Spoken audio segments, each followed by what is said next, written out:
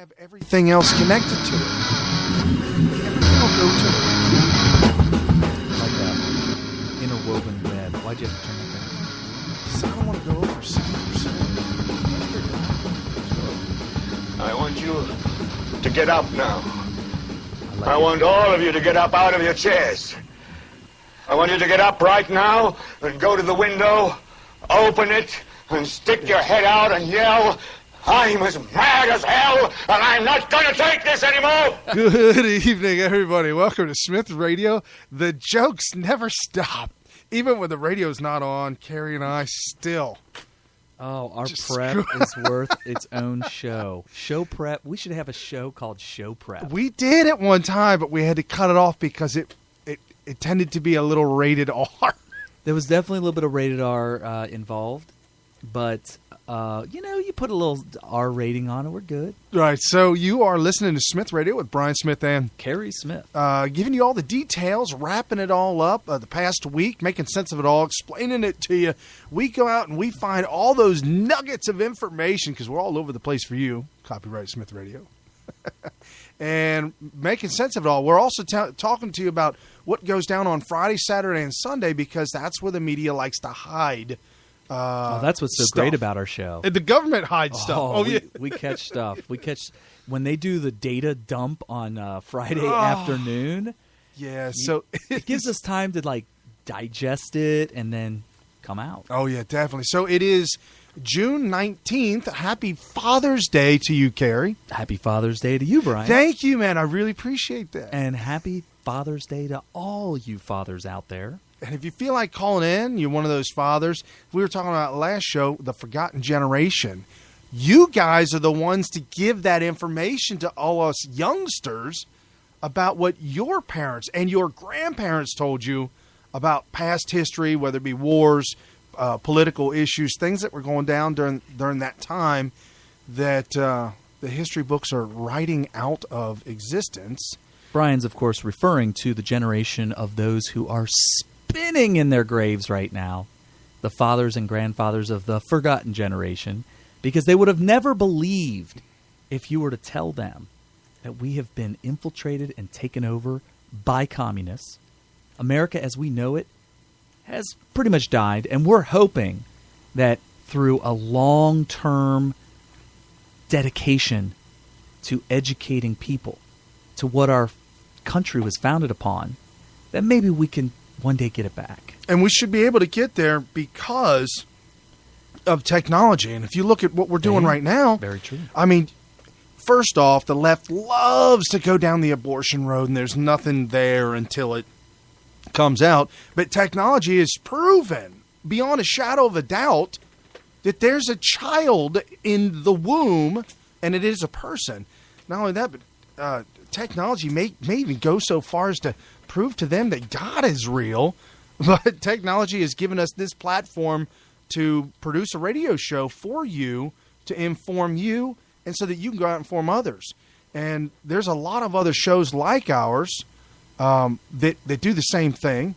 A couple of the shows that you've been on recently, Carrie. Yep. With Wayne Dupree. Yeah, with Wayne Dupree. And it's just it's awesome to be able to get this kind of information. I mean, you saw how fast. Did you see how fast information came out about that Orlando shooter? It was insanity. We literally throughout the entire day of all day Sunday while we were doing show prep, I was scouring the internet just trying to absorb the information and sift through it. What was real, what wasn't real, trying to find the lies. And I believe you want to talk about the speed with which the information was coming out. I may be wrong about this, but I know I can't be that wrong. It was, I believe, a woman, a young woman, she looked like she was barely 21, was hunched down in some part of this club, the Pulse nightclub in Orlando, periscoping, and you can hear the shots in the background. I put that up on Facebook.com. Was that live that /Smith you did Radio. that, or was that just quickly uploaded? She could have done it live if she has Periscope. Right. She has a Periscope account. You open it up, you start casting, boom, you're live. I did it the same day. I got the video off, dude, liveleak.com. insane. If it says mature, if it says warning, that's real. For real. For real. That's They're no not lie. messing around. It's not like YouTube gives you a warning on, or they used to. They used to give you a warning if there was. It may be like they'll do the mammogram how-tos and stuff like that. Dude, they're going as far as gynecology is acceptable on as YouTube. long as they're teaching you something. Right. Anatomy lessons.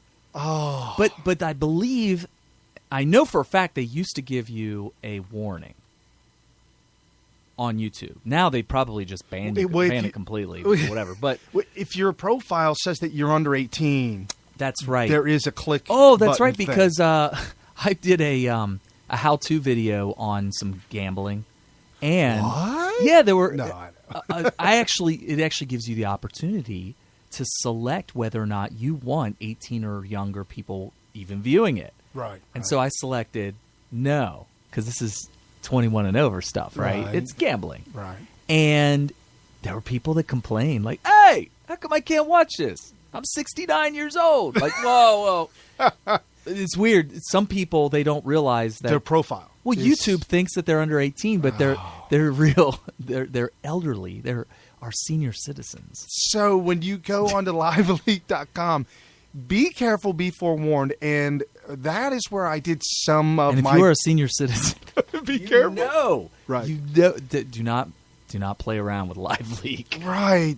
Don't go searching any kind of really nefarious terms like the rules to cornhole.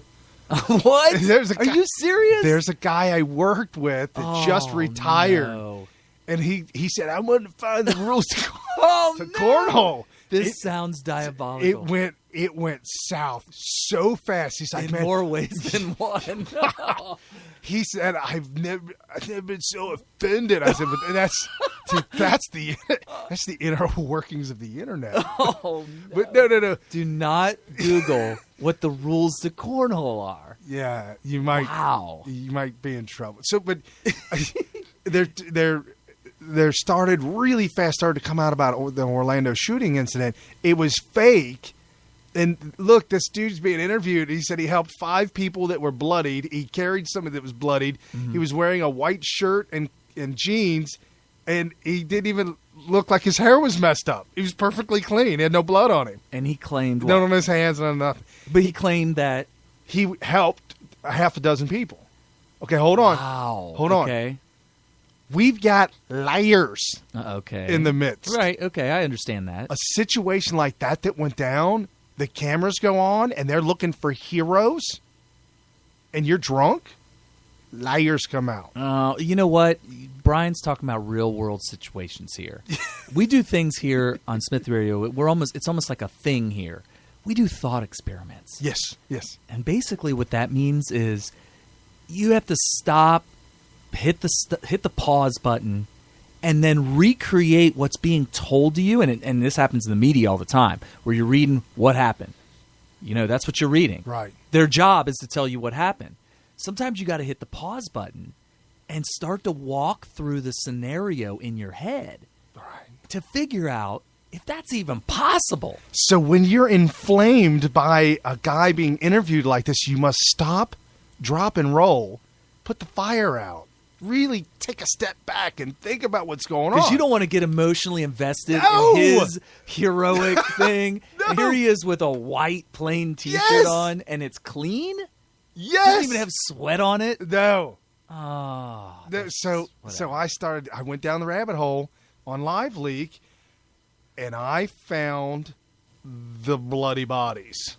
Right. Okay. I found there are plenty. Oh. There were plenty of cops and ambulance and paramedics and even goers of the club that patrons. Patrons of the club that were carrying out bodies that were bloody, and they were bloody. Yeah. And instantly, I'm like, all right, dude's lying. Well, yeah, he just didn't want to be the chump. Well, he went home and took a shower and then came back. Right. I mean, that's plausible, I guess. So for all of you out there, I've done some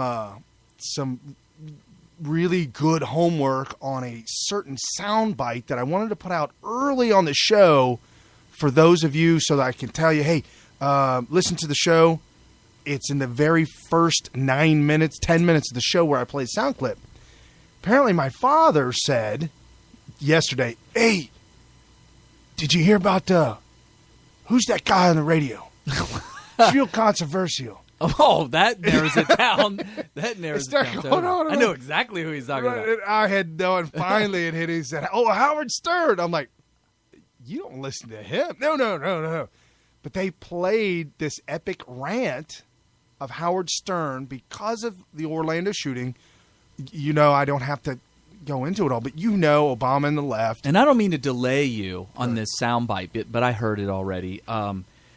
But we're setting it up. The good setup for it is that the left has totally just shamelessly taken this tragedy and instantly, without any delay, without any time to let the bodies cool. I mean, literally, bodies still warm. Some of them were probably still alive. Yeah, people were still alive in the hospital that are now currently dead. And they said, "Oh, we have got to use this to our advantage to take away freedoms from American citizens." Correct. And so that's where the debate has gone, and Howard Stern picked up on this and said, "You know what? Let's just hear what Howard Stern has to say about it." What if I went up to the sheep and I said, "You want to have a shot at the wolves? I'm going to give you a pistol. You can actually even the playing field with these wolves whose fangs are out. You could shoot them and save your family." "Well, we're not going to do that. We don't want to fight back. He didn't hurt us. He only hurt the family down the street. And the shepherd will protect us. The sheepdogs are out there. They'll protect us." Well, the sheepdogs are protecting you, but some of them can't be with you. Well, there's not a sheepdog for every citizen, and a wolf is still eating one of you every night. Bah! I know what. Let's remove all the guns from the sheep. What? There's an idea. Let's take back all the guns from the people who might be willing to shoot the wolves. So then you go, wait a second. What if we had a completely gun-free zone? Now, I'm going to tell you about the most gun-free zone on the planet. It happened during 9/11. It was on a plane. You know you can't get a gun on a plane. It's completely gun-free. So what did the wolves do? They said, "This is great. We'll just kill the sheep with box cutters." They went on the plane with box cutters. And all the sheep went... Now, if there had been an air marshal on that plane, the whole other thing would have gone down. There wouldn't have been no 9/11. See, the wolves are always plotting. They'll use box cutters. They'll use an airplane and fly it right into a building. They don't need AR-15s. In this case, they used one, but now, you know, Nazi Germany, which, by the way, didn't happen 1,000 years ago. It happened within my dad's lifetime. It's not that long ago. Can you imagine if the Jews, at least when the Nazis were banging on the door, if they had a couple of pistols and AR-15s to fight the Nazis? If Anne Frank's father had a gun, maybe at least he could have taken a few Nazis out. Now, why would the sheep say, "Oh, we've got an answer to all the terrorism, all these bad wolves that are coming after us. We'll hand in all our guns. We're going to hand them in. You know who will protect us? The government. Or the police. That's a bad idea. That's a bad idea. Now, I don't like violence. I don't like any of this stuff. But I consider myself a sheep, and I want the police to protect me. I support the police, and I want the government to protect me. But guess what? Most of your politicians, as Brent can tell you, all have private security.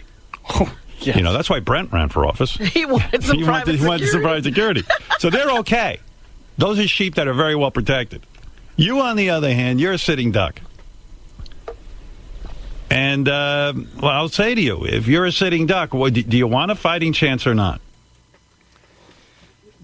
I'll tell you what, all I got to say is Howard Stern really nailed a lot of good things on there. And by the way, he was actually wrong about one thing, and I want to point this out. the air marshal situation stopping 9/11. Right. You think that you would. However,